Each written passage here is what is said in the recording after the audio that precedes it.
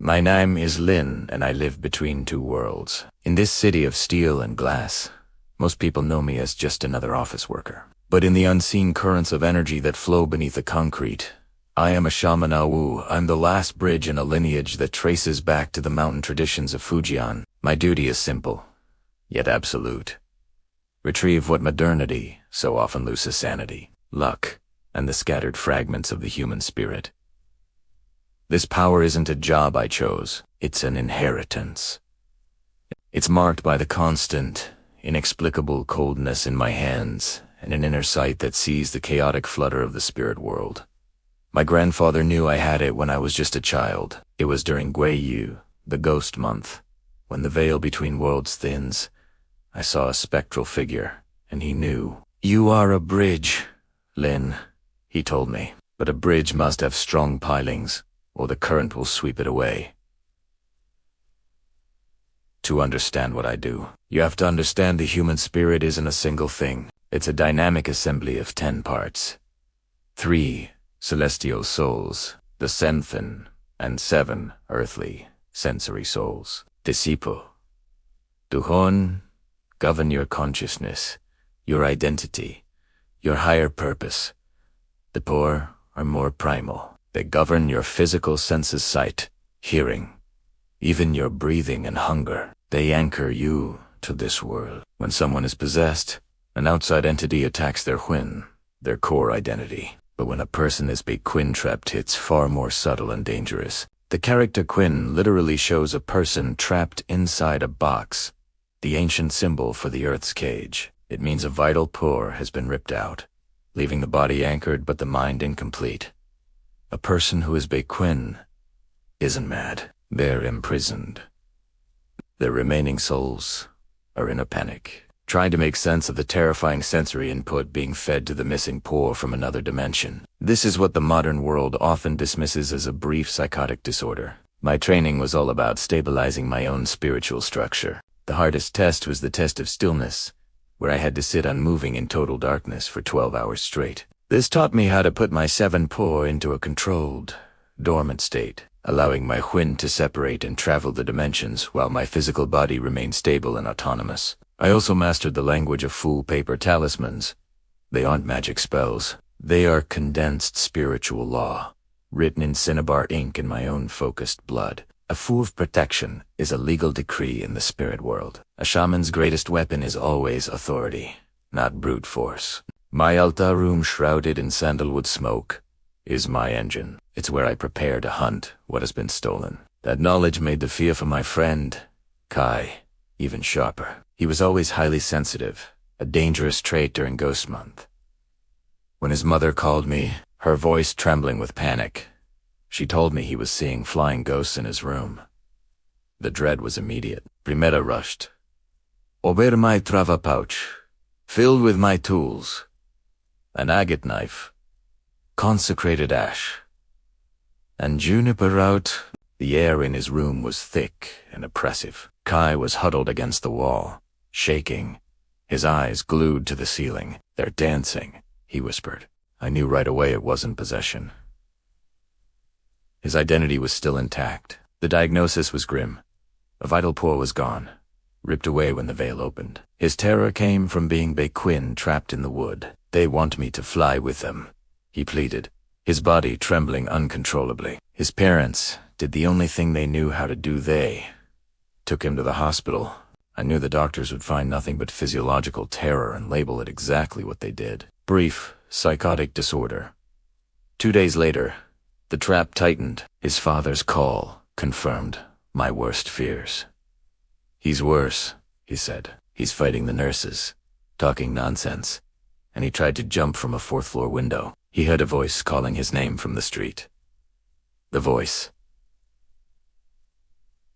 The auditory anchor. The captor was using his missing pore to pull the rest of his spirit out of his body. I went to the hospital one last time. Dr. Chun looked weary, defeated. He practically begged me for any insight. I looked at Kai, strapped to his bed, his eyes wide and frantic, screaming about walls that breathe in invisible chains. The poor emotion was now fully hijacked. I left the hospital and went straight to my altar room. The time for the mundane world's solutions was over. I prepared my body, entering the deepest stage of poor dormancy, and began the invocation. I was ready to cross the veil. The scent of sandalwood was replaced by the cold, dry smell of ozone. I was standing in the swirling, chaotic gray of the waiting room, the unstable space between dimensions. I projected my question. Asterisk, where is the soul of Kai? Asterisk. The response was instant. A heavy, weathered wooden door materialized out of the gray mist. This was the entrance to the trap. Etched into the wood was the ghostly, drained image of Kai's face. Guarding it was a sentry, an ancient, territorial earth spirit. The guidance from my deity was clear. Asterisk, fight your way in. Do not tarry. Use your intent as a shield. Asterisk. I dropped into a stabilizing stance, anchoring my spiritual lessons as the sentry hit me with crushing psychic pressure and illusions. I countered with permanence, chanting the names of my ancestors. Then the sentry manifested its ultimate weapon, a cold iron chain forged from pure despair. But I deflected it. I injected a sudden, blinding surge of pure, loving intent for my friend. The intention of rescue was so alien to its malicious realm that it recoiled, and the chain dissolved. I broke past it, and the door dissolved into a field of shimmering, anemic white light. This was the White Prison, a place designed to slowly consume energy, and there it was. Kai's soul fragment, small and weak, tethered to its captor. The anchor was a massive, serpentine entity of condensed despair, coiled tightly around the pore. As I got closer, it projected a tempting thought. Asterisk. You are tired. Stay. This place is empty of pain. Asterisk. I lunged, grabbing the small, warm ember of Kai's paw before the anchor could react. I immediately felt the crushing weight of the entity pulling me back, my own spiritual cohesion starting to fray. I took the agate knife from my spiritual pouch and brought it down on the shimmering tether. At the same time, I focused all my strength into a single projection, the sacred name of my deity. It struck the Serpentine Anchor like lightning, a sonic boom of authority. The anchor shrieked. Its grip released. I seized the fragment, shielding it with my own witness heat, and fled, running blind as the dimension collapsed behind me. I pushed through the final veil with a convulsive surge of will, back to the chaotic, blessed warmth of my own body. I gasped, my eyes snapping open in my altar room, drenched and shaking. The spiritual cost was immediate, a metallic taste in my mouth and an oppressive silence in my inner world. I was dangerously depleted. For 3 days, I was a functional ghost, performing a self-sealing ritual to drain the dark residue from my spiritual skin. On the 3rd day, the ritual was complete. My hands returned to their normal, controlled chill. I was anchored once more. A week later, Kai was discharged. His parents were thrilled, happy with the simple, brief, psychotic disorder diagnosis. But Kai was different. It was rested, but his eyes held the deep, steady gaze of someone who had seen behind the curtain. Lin, he whispered to me. You were there, weren't you? I remember the cold, suffocating white, and then I saw a flash of heat, impossibly bright. It felt like someone threw a rope and dragged me back. I gave him the shamanic truth, the one that returns a person's agency. Kai, I said softly, what you went through was terrifying. But you resisted. You pulled yourself back. He nodded, tears in his eyes. He found peace in making things with his hands. In the tactile reality of wood, the very symbol of his cage, now transformed into an anchor. I was living in the wood, but I forgot how to feel it.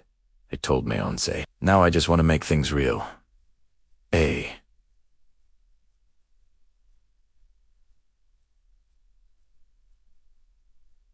was healed. The cage had opened, and the man who stepped out was new. I continue my life as Lin, the office worker. My hands are still cold, and I can hear the occasional whisper of the hungry spirits that linger. But the fear is gone. My work is the perpetual maintenance of the human spirit. I am the bridge, and my pilings must be strong. The world may only see the madness, but I see the missing soul. And as long as I have the strength, I will keep pulling them back. one at a time. Thank you for listening to my story. If you'd like to hear more, please consider following and subscribing.